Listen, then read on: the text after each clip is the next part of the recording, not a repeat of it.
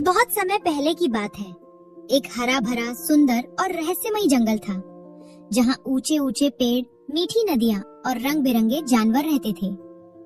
लेकिन इस जंगल की खुशी ज्यादा दिनों तक नहीं टिक पाई, क्योंकि जंगल में आ गया था एक खूंखार और घमंडी शेर, राजा सिंहदेव, जिसकी एक दहाड़ से पूरा जंगल कांप उठता था। सिंहदेव बहुत ताकतवर था, लेकिन उतना ही क्रूर और लालची भी। वो रोज बिना जरूरत के, बिना भूख के, सिर्फ अपनी ताकत दिखाने के लिए जानवरों को मार देता था। सभी जानवर उससे डरते थे। सभी जानवरों की पंचायत बुलाई गई। जंगल के पुराने पेड़ के नीचे सभी जानवर इकट्ठा हुए। दोस्तों, ये शेर सिंहदेव का आतंक तो दिन पे दिन बढ़ता ही जा रहा है। अगर ऐसा ही चलता रहा तो इस जंगल में कोई भी जिंदा नहीं बचेगा। बिल्कुल सही कह रहे हो दोस्त। ऐसे तो सब जानवर मारे जाएंगे। ऐसा नहीं चलेगा। हमें शेर से बात करनी होगी। इस समस्या का हल ढूंढना होगा। अरे, लेकिन बात कौन करेगा? कौन अपनी जान को खतरे में डालेगा? जो जाएगा वही मारा जाएगा।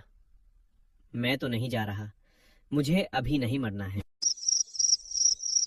सभी शांत थे। किसी के पास जवाब नहीं था। तभी बकरी बोली, ऐसे शांत रहने से कुछ नहीं होगा। हम सबको मिलकर कुछ करना पड़ेगा। हम लोग एक साथ शेर के पास जाएंगे और अपनी बात रखेंगे। सबने मिलकर योजना बनाई। अगर हम रोज एक जानवर खुद शेर के पास भेजें, तो वो बाकी जानवरों को नहीं मारेगा। सब सोच में पड़ गए। लेकिन इससे क्या फायदा होगा? एक साथ मरने से तो अच्छा ही है कि एक एक करके मरेंगे। आखिर में सबने हामी भर दी।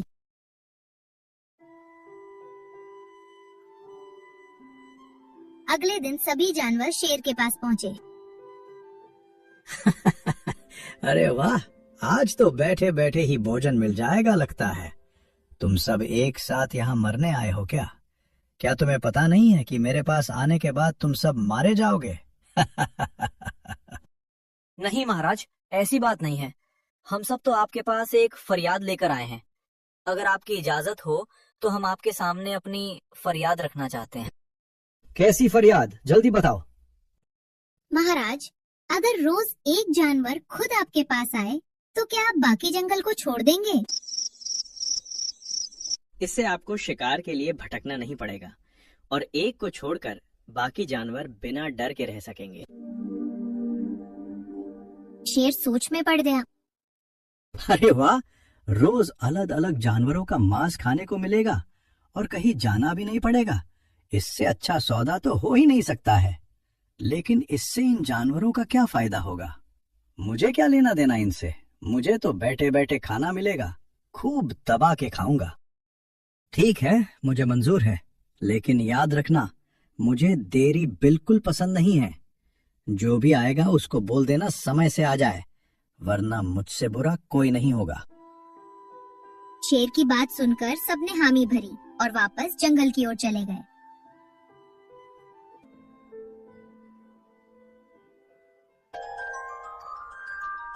कई दिन बीत गए। हर दिन एक जानवर जाता और कभी वापस नहीं आता। फिर एक दिन खरगोश की बारी आई।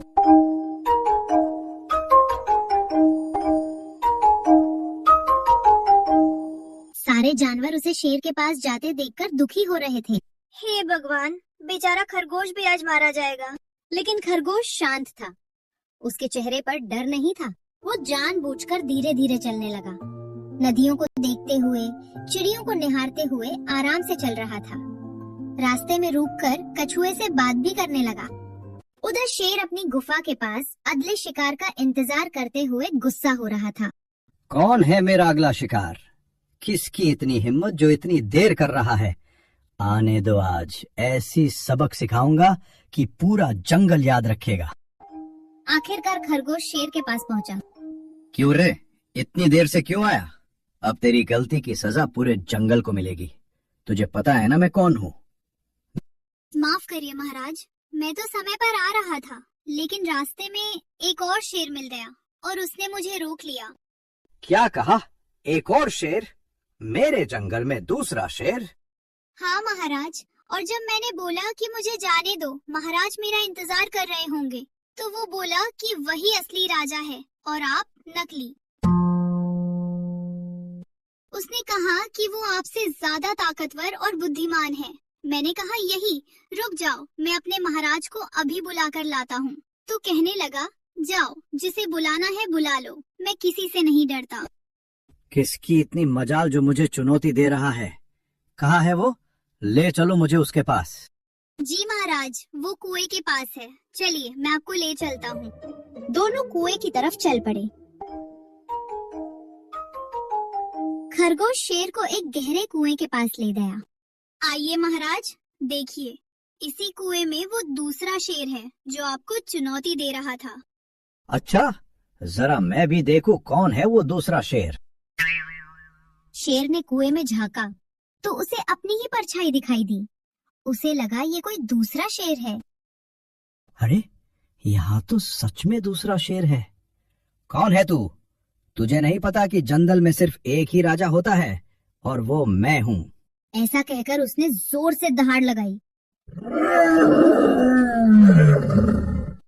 कुएं में उसकी ही आवाज गूंजकर वापस आई।